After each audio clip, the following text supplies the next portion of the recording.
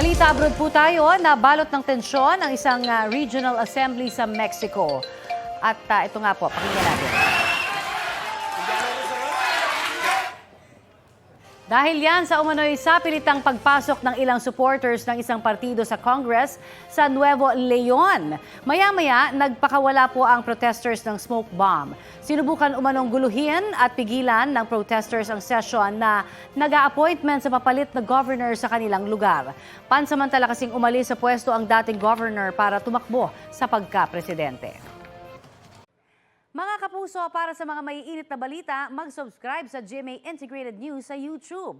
Sa mga kapuso abroad, subaybayan niyo po kami sa GMA Pinoy TV at sa www.gmanews.tv.